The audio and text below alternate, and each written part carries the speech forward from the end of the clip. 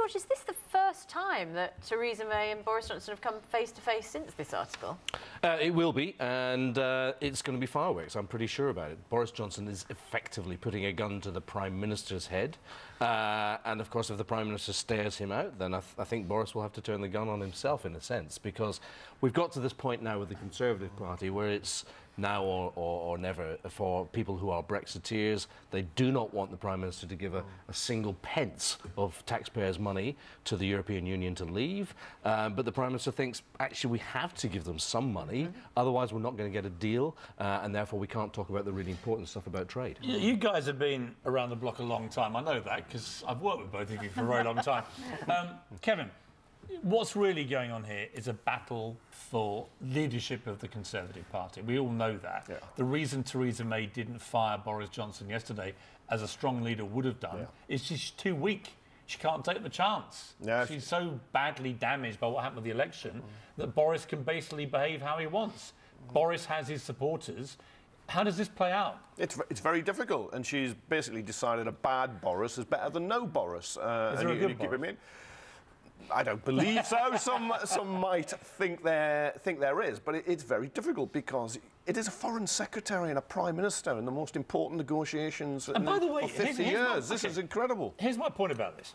They keep saying, you know, no backseat drivers. Why is the foreign secretary of this country in the most important overseas negotiation we've ever had in our lifetime considered a backseat driver anyway? Yeah, why is Boris not a front seat driver with Brexit? I don't get it. Yeah, it's one of the reasons he's kicked off. Yes, there's the blonde ambition he clearly has. He feels neglected over the summer. Jacob Rees-Mogg now been touted as the old Etonian who's most likely to be the next Prime Minister.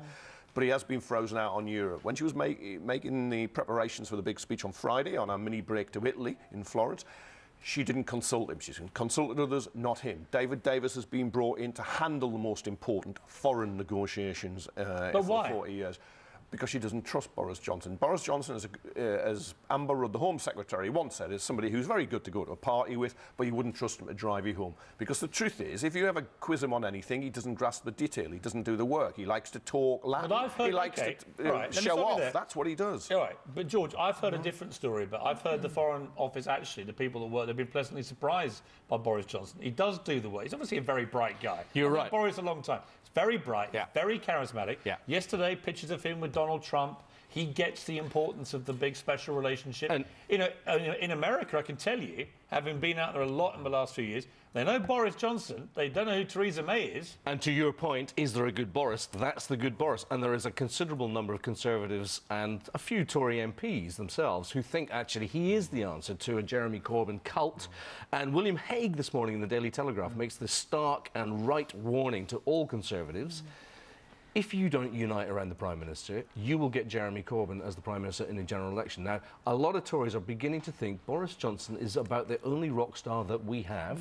You're right, he stands up in America, people recognise him, he's a figure. And maybe in this day and age, that's what the Conservatives need. Now, I have to say that Theresa May is doing everything that she can behind the scenes to try and get the party together and stand around and stop supporting What this is a horrible number of splits, though, amongst the people who should be united negotiating this unbelievably important deal. And meanwhile, we've got David Davis, who's the Brexit secretary. He's just lost another member of his team, a special advisor. Where does this leave the person who is actually in charge of a negotiation? Yeah, the head of his department, now poached by Theresa May herself, who you can see she's reinforcing herself, or attempting to reinforce herself, at the centre. But he's lost 2 ministers, he lost a special advisor who resigned, he's now this key official. I think it's got to say something about David Davis. He's always very cheerful, he always likes to bounce back, he's a man who sees a glass half full rather than half empty. But he is said to be very difficult to work with. And you're quite right, they've got to be united. It's all right for them to have really detailed, heated discussions in private. You've got to present a public front when you're negotiating with 27 countries. But here's the problem. They don't agree.